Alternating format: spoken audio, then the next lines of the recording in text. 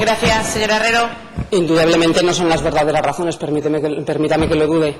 Pero vamos, que diga que se ha detectado que el sistema educativo está alejado de las familias. Oiga, pues si todos los días tienen un contacto directo, de todos los días, con el sistema educativo, ¿realmente lo que se aleja del sistema educativo? ¿O le parece que las familias no se enteran bien de lo que usted hace en el departamento y en el gobierno? Que esa es otra cosa.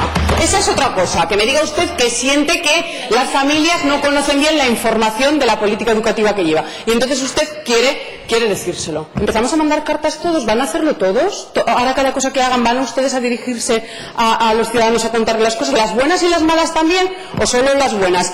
Y le pregunto, ¿usted cree no hay otras necesidades más importantes que destinar dinero, X, el que sea, a esto, siendo que hay muchas otras cuestiones a las que se podría dedicar y desde luego necesidades en educación también? O sea, me parece desde luego un desacierto. ¿Y le parece bien de verdad mandar dos modelos diferentes?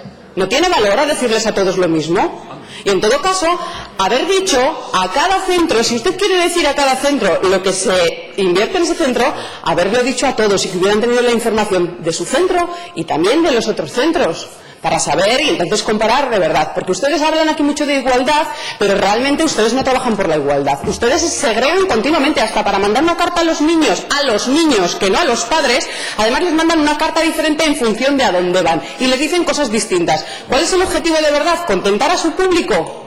Segregando, fracturando, generando malestar. Pues su público igual se ha quedado contento, pero a mí me parece, de verdad, creo que desde un ejercicio de responsabilidad me parece un gesto muy feo. Y en todo caso, si mandan una carta, que no deberían mandarla, porque creo que los ciudadanos tienen la posibilidad de informarse, está usted minusvalorando a las familias que no se enteran de lo que hacen, pues es que yo creo que por lo menos lo que tendría que hacer es mandar la misma a todos. A menores. No a unos lo que usted cree que van a querer oír.